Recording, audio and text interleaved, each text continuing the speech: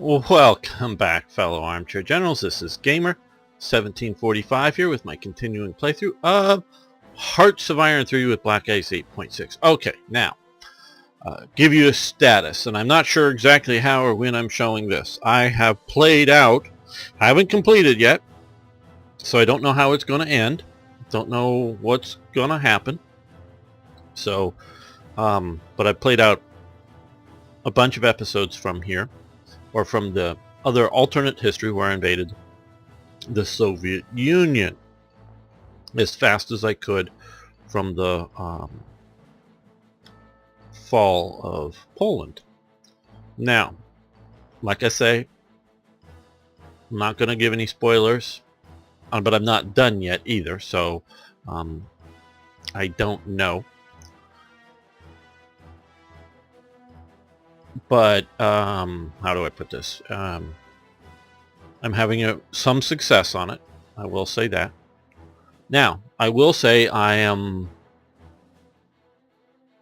feeling the pinch for ICs quite a bit, because a lot of the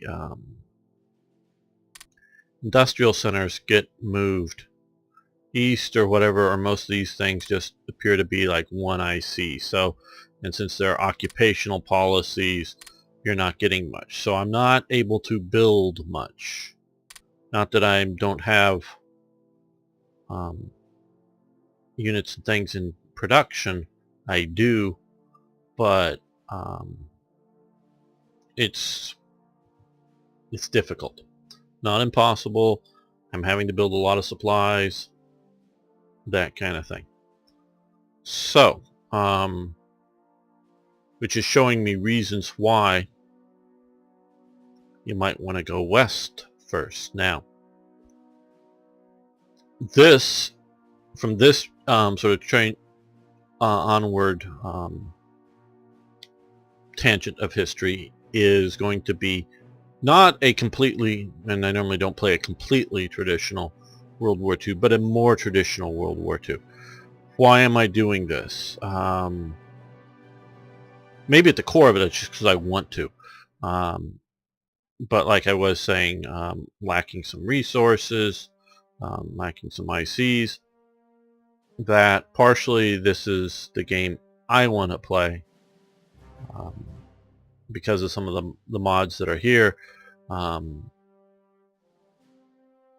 Black Ice, German graphical augmentation, units of the Third Reich events, has a lot of events that, and I know specifically from Third Reich events, because I've coded it, they don't force you to make the historical decision.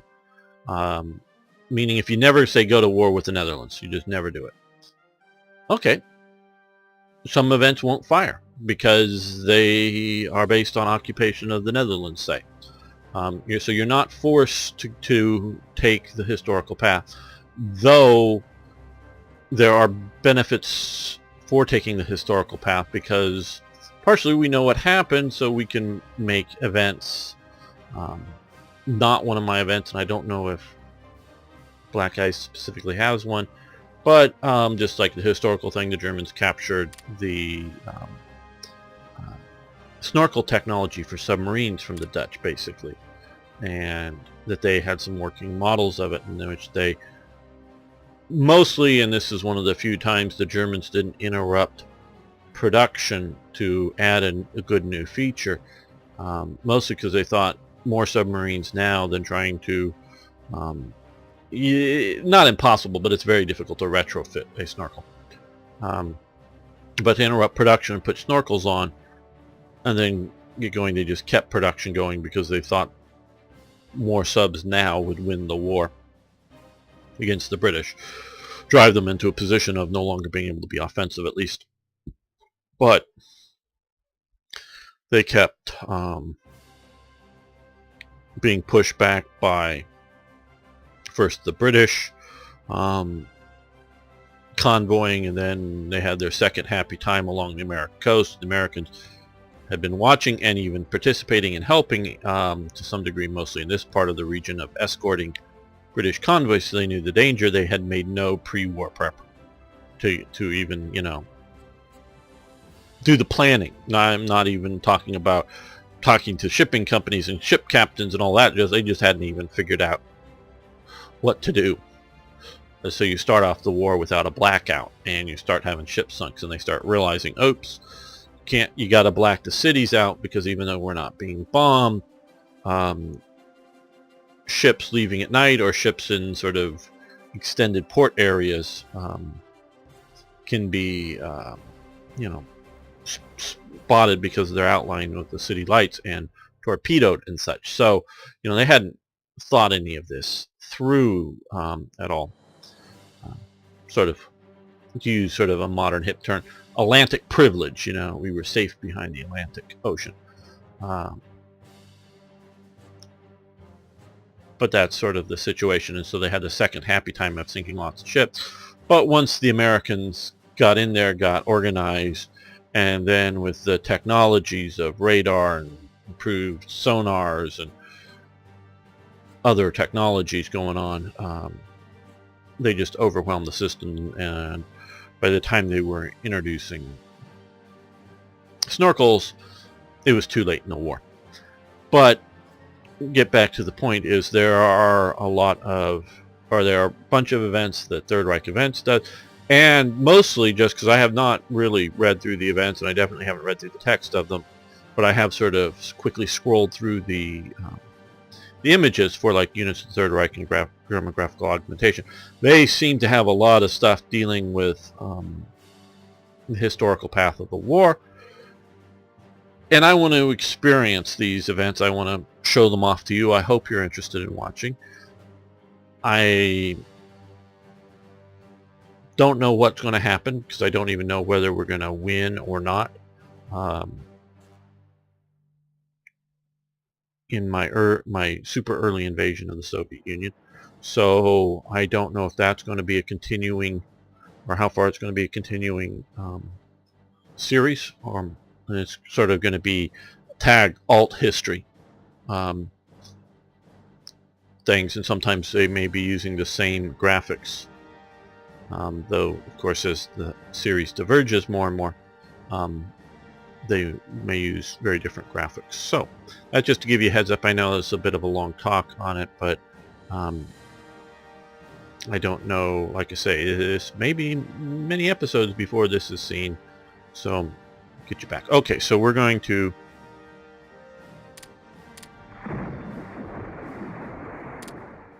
go a little bit quick here, because we will no longer receive money.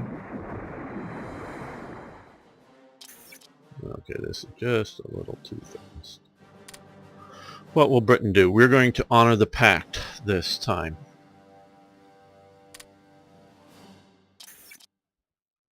These guys are leaving, now Soviet territory.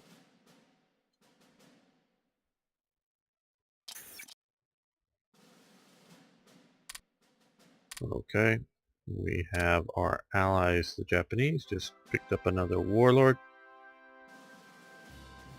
state.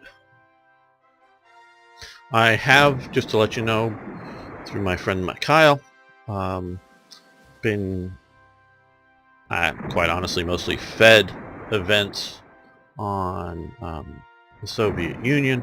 It's just, and this is, I am, as all longtime viewers know, I'm very much not a fan of communism, and there's not been a lot published on events, shall we say, in the Soviet Union. Growing up, just not a lot of books in English, just not a lot of stuff. I remember Peter Ustinov, the actor, narrating a series on sort of like Wings of the Luftwaffe, but on like Soviet air power, including during World War II and stuff like that. But so I don't know a lot about the Soviet Union. I'm, an anti-revolutionary, so I don't have a lot of burning desire to look into it deeply. And of course, Cyrillic alphabet is just beyond me, and I have no real ability. So when I have even when I have text on an image, it does me absolutely no good because I can't even figure out to type. I don't have a Cyrillic keyboard or anything to type in it. Now, if it's because I've been getting some of this stuff, it's fine if it's text that I can copy and paste into Google Translate. Normally, I'm able to figure out what's being said. So that's just one of the main reasons why I've always been extremely reluctant to ever contemplate a Soviet-based mod,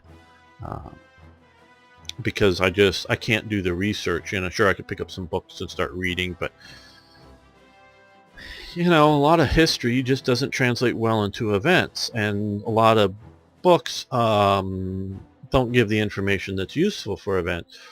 Mikhail just recently sent me some images of the posters and such for an agricultural fair in Moscow, 1939, and that's great. So now I have the images, have a little bit about it, so that can become an event. Now, those kind of things aren't necessarily detailed well in history books. So at least the general ones that I've been used to seeing, or the very few limited stuff. So whether I ever do a Soviet mod or not, I don't know. But he's also been helping me get some Soviet minister ideas, both who some of the people are, and some characteristics about them, so that instead of just backroom backstabber, or backroom backstabber, or whatever, or just sort of picking out a generic thing, trying to make a somewhat accurate, somewhat unique traits for them, that. And sometimes it's there's 3 or 4 Bira or whatever,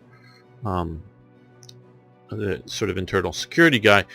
Yeah, okay, he's in charge, but do you want to have a couple alternatives that not necessarily mean that he's not there, but if I'm saying right, Bira, I think, was the one who said, show me the man and I'll come up with a reason to arrest him. But there may be some other security types that are, instead of having him, have somebody that's focused on foreign spies. I don't know. But it's just that kind of stuff. So I've been collecting some information there. And even if there is not a Soviet, well, one more Soviet interesting leaders very well may be used someday for whatever mods. But even if I don't make a Soviet event mod, things like an agricultural fair and other things very well may end up in some other mods as balancing additional information, additional flavor, but not enough to have a Soviet stuff. But that, and another thing I have been looking at also just out of fun is researching some of the sort of more Japanese, Chinese, Manchukuo events and relations. That's been very interesting. Been doing that recently. Okay, superior firepower doctrine. Okay, now we got that. So that means we can add one more brigade to the divisions. That's wonderful. Be a bit more overwhelming in our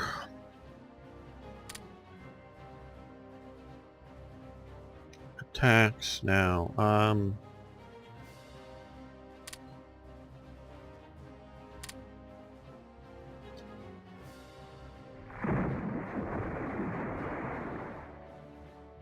I know I've been talking a lot at the start of this episode, but this is, to some degree, I've been away from this point for weeks now, quite honestly.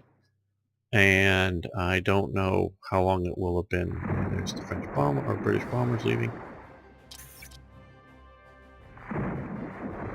How long the gap is before I show them. I'm running into a little bit of a situation here with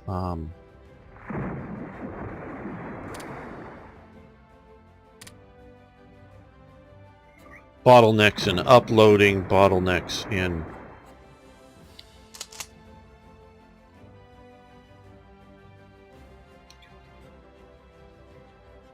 what I want to do is I'm going to move this over here. No, we're not going to have Rommel as division commander. This is one thing I've just heard of been, because I'm using the normally you just have it like the division headquarters or whatever generically picked, but because of this I'm doing this and then shifting over with a partially organized unit, so instead of to lose all this organization, which I found useful, or have keep this stuff somewhat organized, just do that so it's only one of the units that gets sort of somewhat badly organized or not. You can see there and there, but the rest are still fairly good. So I don't know if there's going to be a major gap.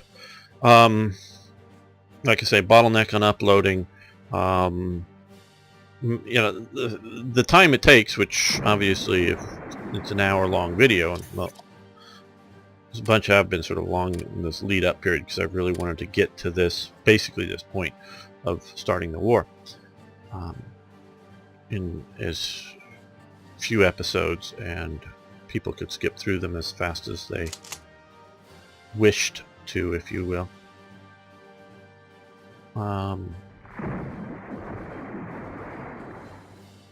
So they've been a bit long. Well, lose some more money. Okay, well, let's see, who can we sell supplies to? I know I'm interrupting myself.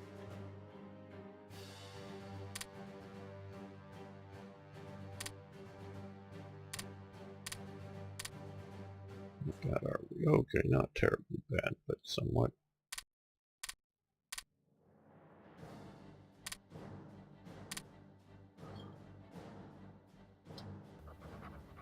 It takes the hour to make that, but before I started this episode, it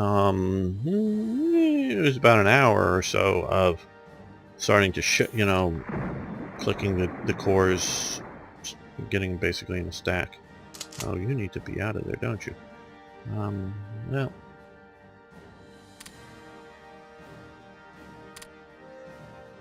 now let's just get you out as fast as we can.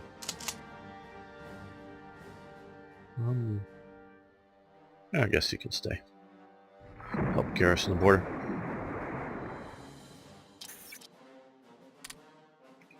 So I have that time put in, but that time is, the prep time is, which is playing the game, but just sort of the boring parts.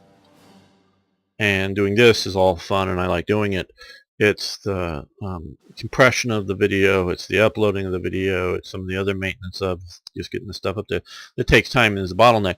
But there's also the bottleneck of how much content you all want to see in a day. And so I'm dealing with that as well, because I do want to highlight and show some other games. I'm going to move you.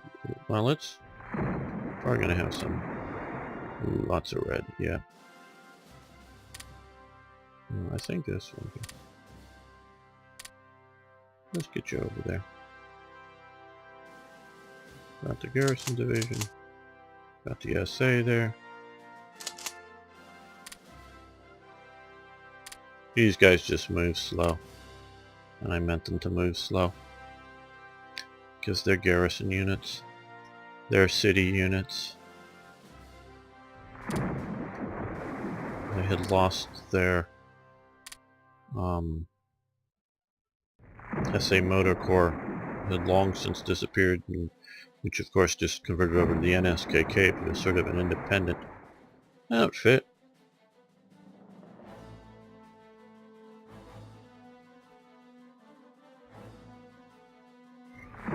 Oh, got rid of the commies. Commie China is gone.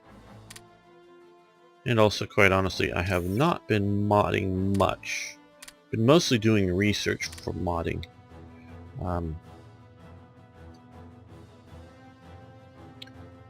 And I would say, like I say, probably in the last week or so, I have not opened up in the last week or so. I have not opened up a single event file, made a single event image, so I haven't done any modding in the last week or so. As of recording this, though, I don't know what that will mean. I don't know, because maybe I may get done with the alt history before coming back to this again. I don't know on that, so how long this will be before it's shown. But I haven't done that, but I've probably done 20 hours or more of research on Germany and stuff, some, like I was saying, on China and such, looking up and coming up with wonderful event ideas and digging through some stuff that will be, I'm sure some of it will be events someday, even if we're going to move you along the coast or along the border, just to sort of be another unit facing off against the Soviets.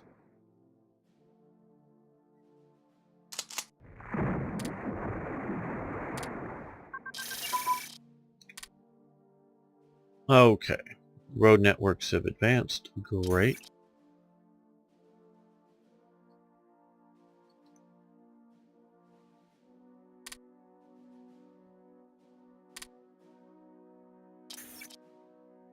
Now I will say something that, again, I'm not going to give away any spoilers other than more or less what I've already have.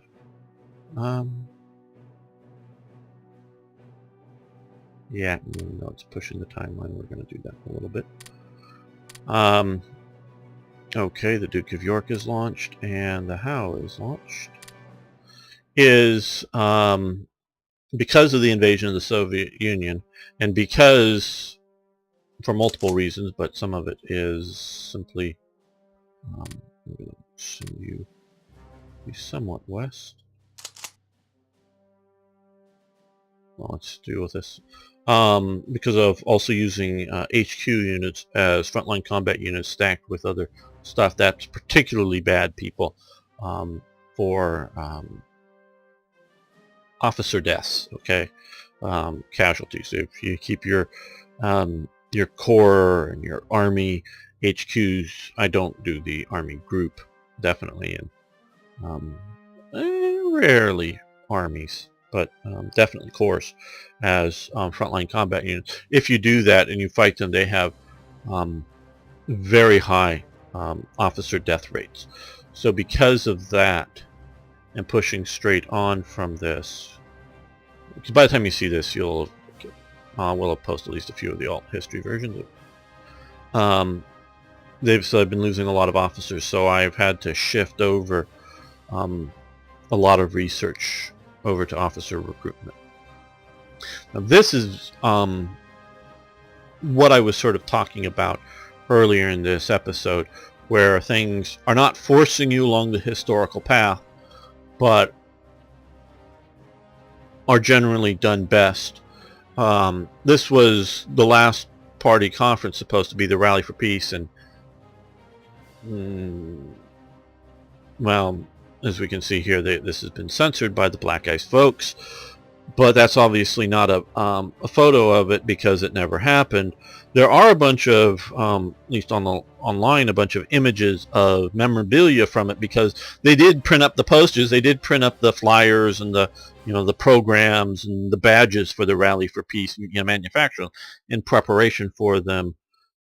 But because it was about, I don't know, 3 weeks or 2 weeks or whatever before the invasion before the invasion started, it was the invasion started about 2 or 3 weeks before the Rally for Peace. So this should be coded for if it's 39 and you're not going to war with Poland, you should get the Rally for Peace But if you don't, if you don't go to war, you get to rally for peace. If you do go to the war, yes, we'll take that. And more broadcasting options. Yes, this sounds like a good idea. Fate of France. Sets up Vichy. So things like that are programmed to presume that you're going down a historical path, and that only fires after the war and certain things because of that. So, okay. From the Bergen, the Fuhrer war is finally upon us, and our forces are simply not prepared for what awaits them. The War Cabinet recommends investing in building a dedicated training area for our pilots. I'm sure we can find some suitable area in the vicinity of Limburg, like surrounding. Okay, historically.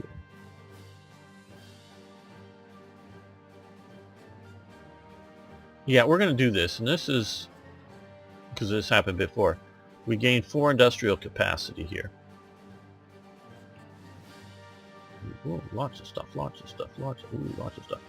Okay, now that I did that. There we go. You see there's no industrial capacity there. I want the 4 industrial capacity.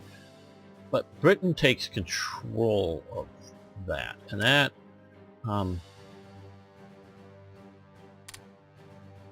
this time it's really, shall we say, sort of meaningless. But I think we're going to see, we're going to use this SS Ritterschule, riding school from there in Hamburg to occupy it.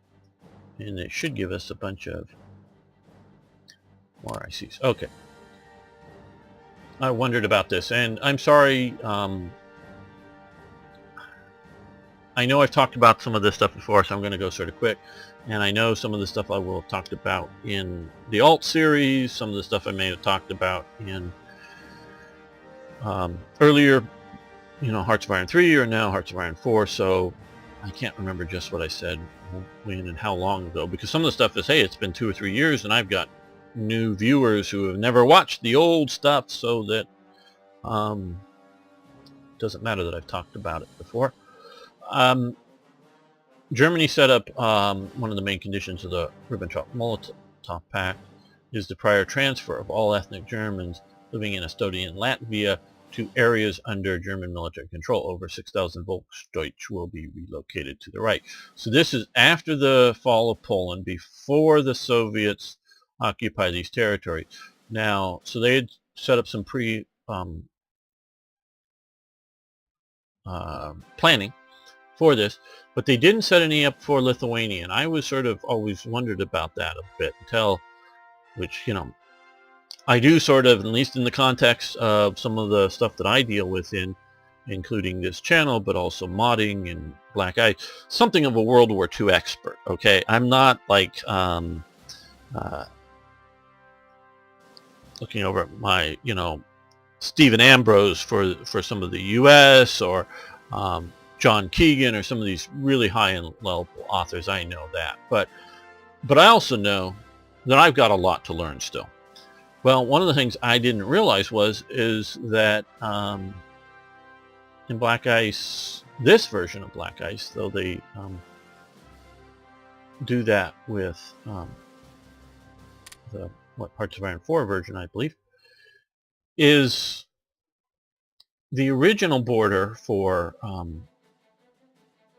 Poland dividing was going to be along the Vistula River, basically, instead of the Bug. Obviously, Warsaw was going to be still in German hands.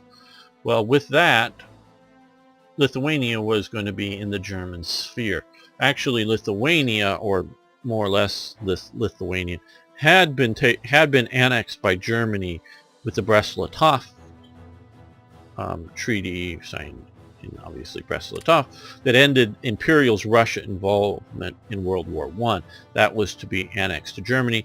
the other two Baltic states and some of the other territories like the Ukraine were going to be sort of buffer zone states, independent, whatever you want to call them. I don't know how much of a puppet state of Germany versus independent versus puppet state of Russia or something, but Lithuania was going to be annexed to Germany.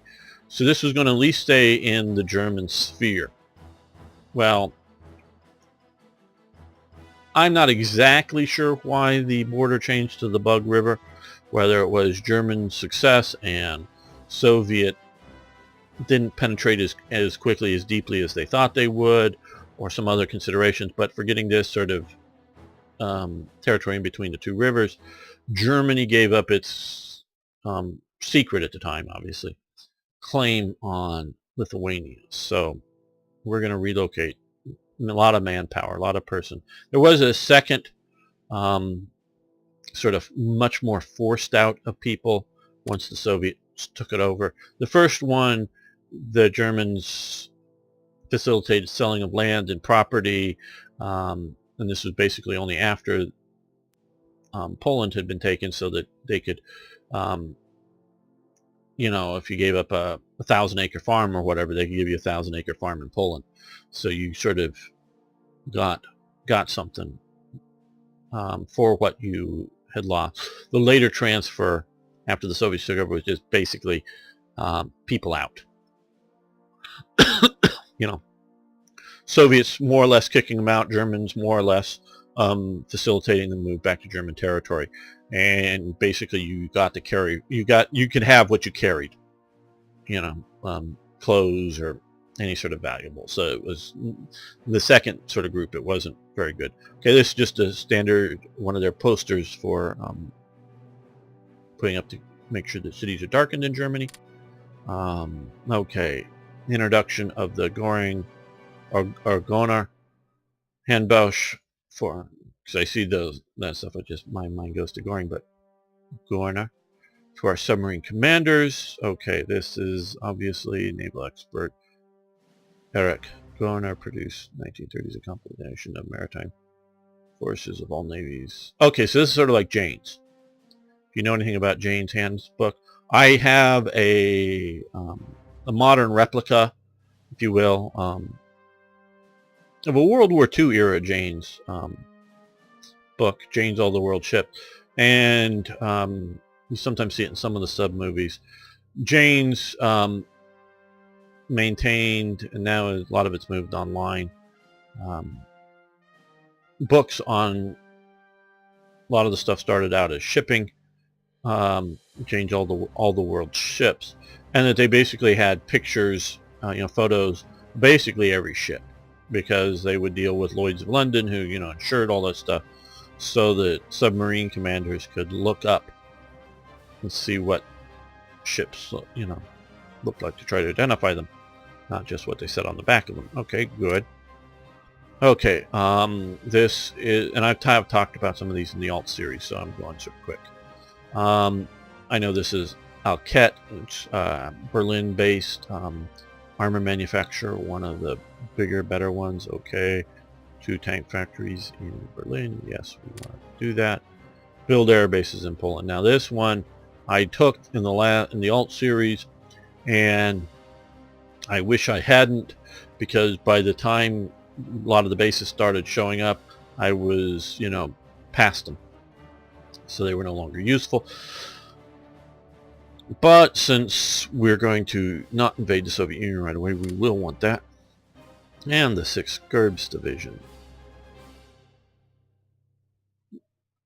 Great. Now, here we go, under Schroner. We're going to send this up north. Now what? I have unfortunately I gotta wait for this before I can invade Norway. But let's move all of these up to the top. Get them built fast. Done. Okay, so basically these two I don't want to waste any ICs on right now. These 2 ships. These are just sort of if maybe someday kind of things. So we are building up the Bismarck and Tirpitz. So,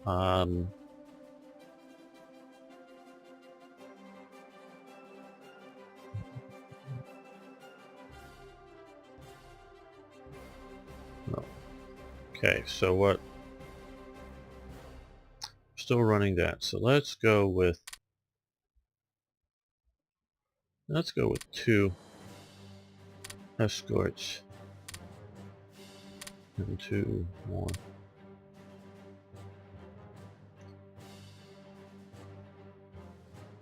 And because I love them so much, let's go with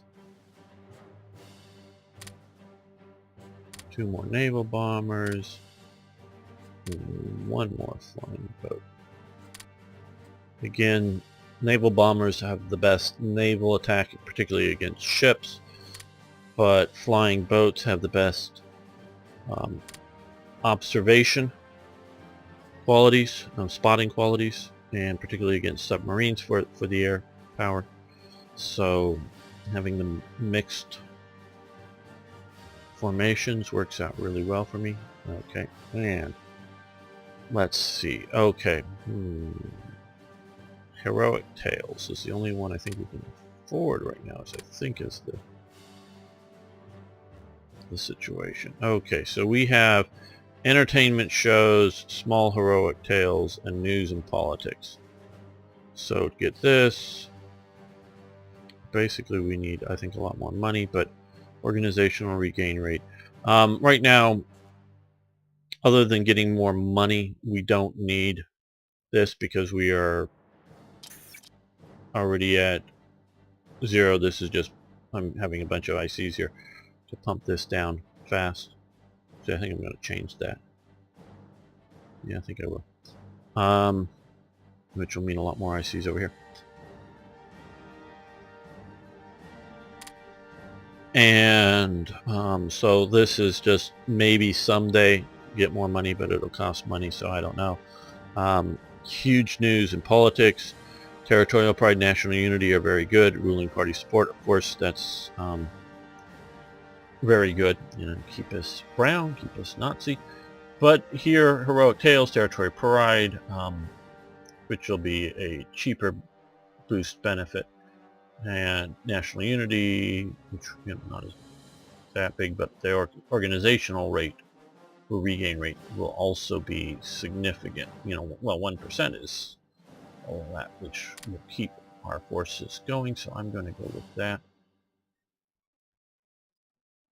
of the current options.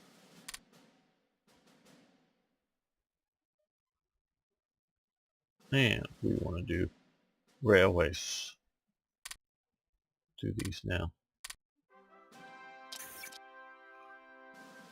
Okay, well, we're going to end the episode here. I know this is sort of short. Did a lot of talking, but I want to sort of think while I figure out what I want to build, and I don't want you to stare at an empty screen. So, thanks for watching. Thanks for liking the video. I do appreciate that, and please post questions, comments, suggestions, ideas, and if you haven't already, subscribe to the channel and tell a friend about the channel. Thanks very much. See you next time for more Hearts of Iron.